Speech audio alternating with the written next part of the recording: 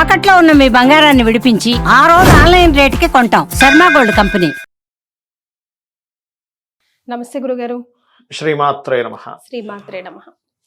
గురుగారు, last time మనం video చేసినప్పుడే ఉగాది పంచాంగంలో అనుకుంటా మీరు చెప్పారు, ఇలా టెర్రరిస్ట్ అటాక్లు అవ్వచ్చు, నావీకి సంబంధించి డిస్టర్బెన్సెస్ అవ్వచ్చు, నావీలో పనిచేస్తున్న వాళ్ళు చాలా జాగ్రత్తగా ఉండాలి, స్పెషల్గా వాటర్కి సంబంధించిన కెలామిటీస్ లాంటి డిస్టర్బెన్సెస్ లాంటివి వస్తుంటాయి. అచ్చంగా ఇప్పుడు టెర్రరిస్ట్ అటాక్ జరిగింది, ఆ తర్వాత ఇప్పుడు యుద్ధం కూడా థర్డ్ వరల్డ్ వార్ వచ్చేస్తుందా, పాకిస్తాన్ ఇండియా మధ్యలో యుద్ధం అవుతుందా, మనం ఇప్పుడు ఈ వీడియో చేస్తున్న టైంకి ఆ డిస్కషన్స్ కూడా అవుతున్నాయి అండ్ అది త్రూ వాటరే జరుగుతున్నాయి.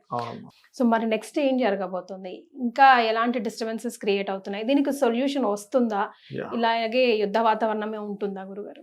తప్పకుండా అమ్మా. అయితే ఈ విషయాలు ఏవైతే చెప్పామో అవంతా అమ్మవారి అనుగ్రహంతో చెప్పడం జరిగింది. మనకి పూర్వీకులు మనకి మహర్షులు ఇచ్చినటువంటి కొన్ని సూత్రాల ఆధారంగా చెప్పడం జరిగింది. మన గొప్పతనం ఏం కాదు అది. అయితే ఇక్కడ నేను చెప్పేది ఏంటంటే, మనకి పెహల్గాం దాడి మంగళవారం జరిగింది కాబట్టి మొట్టమొదటిగా అందరూ జాగ్రత్త పడవలసింది ఏంటంటే, సెకండ్ టైం రిపీట్ అవుతుంది. ఓకే.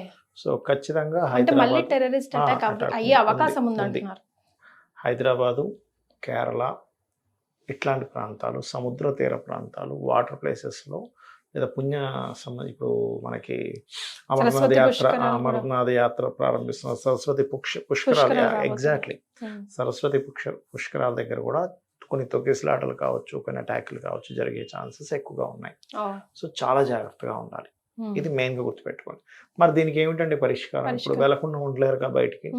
నేను చెప్పేది ఒకటే, దక్షిణామూర్తి స్తోత్రము అలాగే కాలభైరవ అష్టకము చదువుకొని వెళ్ళండి, లేదా ఓం కాలభైరవాయ నమః, లేదా దిగంబర దిగంబర శ్రీపాద వల్లభ దిగంబర అనే నామం మిమ్మల్ని ఖచ్చితంగా రక్షిస్తుంది. రెండు. ఇక మరొక విషయం ఏంటంటే, చాలా మందికి ఏంటంటే ఇప్పుడు అసలు ఇంతకీ పెద్ద యుద్ధం వస్తుందా రాదా, కేవలం ఇండియా పాకిస్తాన్ వరకు మాత్రమే ఉంటే యుద్ధం రాదు.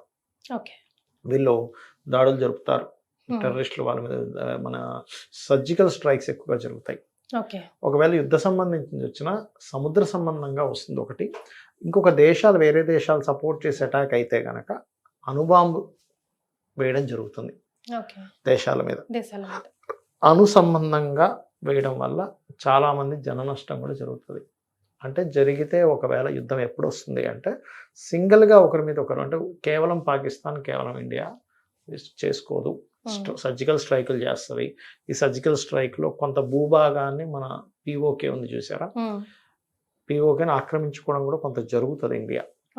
ఎందుకంటే కుజుడు నీచంలో ఉంటూ ఆయన సింహరాశిలోకి వస్తాడు. నెక్స్ట్ సింహరాశిలోకి వచ్చినప్పుడు కుజుడు కేతు కూడా కలుస్తారు. ఈ కుజకేతువుల కలయిక వల్ల రెండు విషయాలు, ఒకటేంటంటే మన జెండా పిఓకేలో ఎగరడం జరుగుతుంది. రెండవది, ఈ కేతు ఎప్పుడైతే సింహరాశిలోకి వస్తాడో, మనం గతం 40 రోజుల క్రితం కూడా చెప్పుకున్నాం, 40 రోజులు దాటిపోయింది.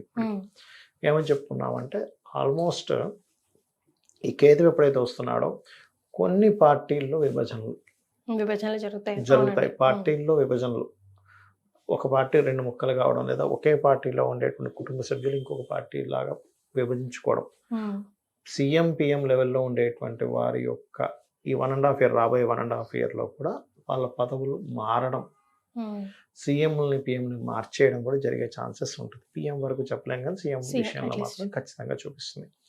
అలాగే మరొక విషయం ఏంటంటే, ఈ సమయంలో కేతు ఎప్పుడైతే సింహరాశిలోకి ఎంటర్ అవుతాడో కొన్ని మంచి కూడా ఉంటుందండి. ఎలాంటిది అది అంటే, మీరు కనుక చూసినట్లయితే 1.5 year బ్యాక్ మనం ప్రిడిక్షన్ ఇచ్చాం. మనం అంటే గొప్పతనం ఏం లేదు, నాది అమ్మవారి అనుగ్రహం. కన్యారాశిలో కేతు వస్తున్నాడు, భూ సంబంధించిన స్ట్రక్ అయిపోతాయని చెప్పుకున్నాం. ఎందుకంటే కన్యారాశి ఈజ్ భూతత్వ రాశి యాజ్ పర్ ఆస్ట్రాలజీ పరంగా. అందుకని మీరు చూడండి, 1.5 year నుంచి పెద్ద భూమి లేదు హైదరాబాద్లో, మొత్తం ఆగిపోయింది పరిస్థితి. ఎక్కడో బాగా మార్కెటింగ్ చేసుకున్నారు, ఏదో కొన్ని అమ్మగలుగుతున్నారు. ఎప్పుడైతే కన్యారాశి నుంచి కేతువు మారుతాడో ఇట్ గివ్స్ మళ్ళీ రైజ్. ఎప్పుడైతే కేతువు కన్య నుంచి మారి సింహంలోకి వెళ్తాడో, ఇప్పుడు చూడండి ఈ 3 సంవత్సరాలుగా 60,000 ఉన్నటువంటి బంగారం 1,00,000కి చేరుకుంది. 1,00,000కి చేరుకున్న బంగారం కొంత అక్కడ స్థిరంగా నిలబడడం, ఆగడం, కొంచెం తగ్గడం లాంటివి జరుగుతాయి. ఎందుకంటే సింహరాశి లేదా సూర్యుడు బంగారానికి కారకుడు. మీరు ఎవరికైనా జన్మజాతకంలో చూడండి, వాళ్ళకి సన్ బాగున్నాడు అనుకోండి, వాళ్ళు బంగారం విపరీతంగా కొంటారు. సన్ పాడయ్యాడు అనుకోండి, బంగారం కొనలేకపోతుంటారు, బంగారం తాకట్టు పెట్టాల్సి వస్తూ ఉంటుంది. మీకు అందుకే సూర్యుడి నుంచి దశమ స్థానంలో కేతు సంచరించాడు ఒకనొక సమయంలో.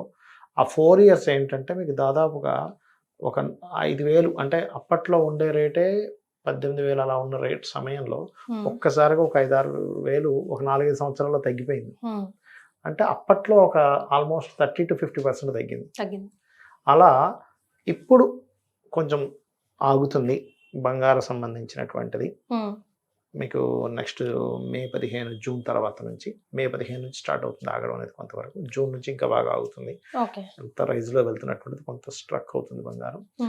మరలా ఎప్పుడు బంగారం ఆగుతుంది అనేది కూడా ఇప్పుడే చెప్తున్నాను, గుర్తుపెట్టుకోండి. ఇక్కడ నుంచి సరిగ్గా 4.5 సంవత్సరాలు తర్వాత ఈ వీడియో రికార్డ్ చేసి పెట్టుకోవచ్చు. 4.5 సంవత్సరాలు తర్వాత 1 సంవత్సరంన్నర పాటు బంగారం ఎక్కడో తారాస్థాయిలో ఉన్నటువంటిది డౌన్కి వస్తుంది, పూర్తిగా మళ్ళీ దిగుతుంది. ఇప్పుడు చరిత్రలో లేని విధంగా ఎందుకంటే ఇప్పుడు ఒకసారి ఉంది మళ్ళీ అప్పుడు ఒకసారి ఉంది. అప్పుడు డౌన్ ఫాల్ ఉంది, రేస్ కాదు గురుగారు. ఇంకా 1,00,000 దాటడానికి 4.5 years తర్వాత మరలా ఇప్పుడు ఈ జూన్ నుంచి కొంత ఆగుతుంది. అంటే ఇప్పుడు 80 వరకు కూడా వస్తుందని అంటున్నారు. అంటే ఎందుకంటే ఇప్పుడు ఈ అసలు ఏంటంటే అంత ఘోరంగా పెరిగిపోయింది, అసలు ఎప్పుడు చూడలేదు. అంటే బంగారు వ్యాపారం చేసే వాళ్ళకి, ఇన్వెస్ట్మెంట్ చేసే వాళ్ళకి చాలా మంచిదే. కానీ పాపం అమ్మాయి పెళ్లి చేద్దాం అనుకుని డబ్బులు పెట్టుకుని అయ్యో ఏంటి 1,00,000 అయిపోయింది, 60,000 వస్తుంది అనుకుంటే 1,00,000 అయిపోయింది. ఒకటేసారి 3 సంవత్సరాలు 40,000 పెరగడం అంటే. కానీ చరిత్ర బంగారం విషయంలో ఎప్పుడు మనం పెరగడమే చూసాం, కానీ ఎంతో పెరిగి 100లో తగ్గుతుంది, మహా అంటే 1000 రూపాయలు కూడా తగ్గుతుంది. మీరు బంగారం రేట్లను కనుక మీరు తీసుకుంటే ఎవ్రీ 20 years ఒకసారి డౌన్ ఫాల్ ఉంటుంది మా బంగారానికి.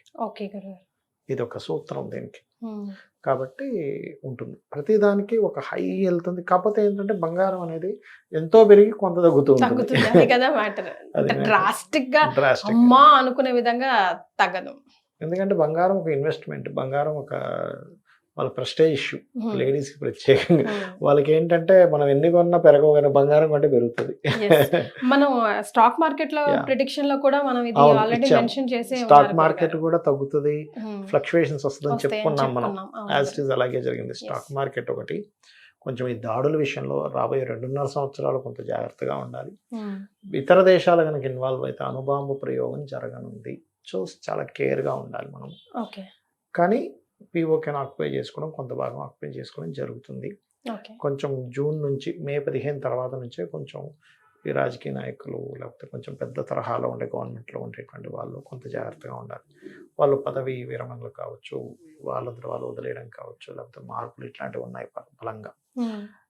గోల్డ్ కొంచెం ఆగడం అండ్ భూమి రేట్లు పెరగడం జరుగుతాయి. భూమి రేట్లు మళ్ళీ భూమిలోకి వస్తాయి. మీకు మనం గత 40 రోజుల వీడియో అక్కడ కూడా చెప్పుకున్నాం వాళ్ళని, బట్ ఇంకోసారి నేను గుర్తు చేస్తున్నాను. అయితే ఈ గురువు రాశుల్లో శని సంచరించేటప్పుడు కోర్టులు, న్యాయ వ్యవస్థ ఆశ్చర్యకరమైనటువంటి తీర్పులను ఇస్తూ ఉంటుంది. మనం అసలు ఎక్స్పెక్ట్ చేయము, ఏంటి ఇట్లాంటి తీర్పు ఇచ్చింది ఏమిటి. అలాగే ఈ 2.5 సంవత్సరాలు అంటే చాలా మంది అప్పుడు షష్టగ్రహ కూటమి సమయంలో ఏదో మనకి ఇది వస్తుంది అనుకున్నారు, ఏంటి కరోనా లాంటిది వస్తుంది అన్నారు. మన వాళ్ళు చాలా క్లియర్గా చెప్పారు కరోనాలు ఏమీ రావు, కొంచెం ఇట్లాంటి జల ప్రళయాలు, జల సంబంధంగా యుద్ధాలు వస్తాయని చెప్పుకున్నాము. ఒకటే ఈ మీనరాశిలో గురు సంచరించేటప్పుడు అందరూ ఈ బ్రెయిన్ రిలేటెడ్వి ఎక్కువ అవుతాయమ్మా ఇష్యూస్. కాకపోతే హెల్త్ పరంగా ఇంకోటి కూడా చెప్పుకున్నాం మనం, అసలు రోగానికి మందే లేనది అనుకున్న దానికి మందు కనిపెడతారు అనేటువంటి, అది కూడా రానుంది నెక్స్ట్. ఎందుకంటే రవి రాసులు ఎప్పుడైతే కేతు వస్తాడో ఇట్స్ మంచి సైన్ చెప్పాలంటే. కాకపోతే ఇక్కడ కొంచెం ఈ ఆటిజము, బ్రెయిన్ స్ట్రోక్స్ పెరుగుతాయి, ఈ కేసెస్ పెరుగుతాయి. కాబట్టి అందరూ కూడా కాస్త ఈ కొలెస్ట్రాల్ పెరిగేటువంటివి, కొలెస్ట్రాల్ ఎక్కువైతేనే ఇట్లాంటివన్నీ వస్తుంటాయి. హార్ట్ స్ట్రోక్ కానీ బ్రెయిన్ స్ట్రోక్ కానీ ఇవి కొంచెం చూసుకోవాలి. ఈ ఫుడ్ తీసుకునే విషయంలో, ఆయిల్స్ తీసుకునే విషయంలో కొంచెం బ్రెయిన్కి ఎక్కువ ఎక్సర్సైజ్ ఇచ్చేటువంటివి ఏం తినాలి, చాలా ఫుడ్స్ ఉంటాయి కొన్ని, అటువంటివి కొంచెం జాగ్రత్తగా పాటిస్తుండాలి అందరూ. గురుగారు, ఇండివిజువల్ గా చూసుకున్నా, society on the whole, community పరంగా చూసుకున్నా, అసలు దేశం పరంగా చూసుకున్నా డిస్టర్బెన్సెస్ అయితే ఉన్నాయి ప్లస్ అండ్ మైనస్. సో అందరం కూడా ఒక తాటికి రావాల్సిన పరిస్థితిలో ప్రస్తుతం మనం ఉన్నాం ఈ 2.5 years అయితే. సో ఇలాంటప్పుడు మీరు ఇందాక చెప్పారు దిగంబర దిగంబర దక్షిణామూర్తి స్తోత్రం ప్రధానంగా బాగా పనిచేస్తుంది. అండ్ కాలభైరవ అష్టకం మ్యాజిక్ చేస్తుంది సార్ యాక్చువల్గా. కోర్టు కేసెస్ కూడా మీకు సెట్ అవ్వట్లేదు అనుకోండి, కాలభైరవుడు దక్షిణామూర్తి స్తోత్రం ఎవరైతే చేస్తారో ఖచ్చితంగా సెట్ అవుతుంది. Super, right. సో ప్రాబ్లమ్స్ అందరికీ ఇండివిజువల్ గా అయినా, దేశం పరంగా అయినా, ఉన్నాయి. ప్రపంచ పరంగా అయినా వస్తూ ఉంటాయి. బట్ ఇలాంటప్పుడే మనం అందరం ఐకమత్యంతో ఉండి ప్రాబ్లమ్ ఎట్లా డీల్ చేసుకోవాలో తెలుసుకోవాలి. కాబట్టి ఇది ఇప్పుడు మనకు కావాల్సిన సమయం కూడా అదే. సో గురుగారు చెప్పింది మనం అంతా పాటిస్తే ఆ పవర్ అంతా Yeah. లోకం అంతా పాకుతుంది అనుకుందాం. అంతే కదా Yeah, గురుగారు? sure. శ్రీమాత్రే శ్రీమాత్రే నమః. నమః.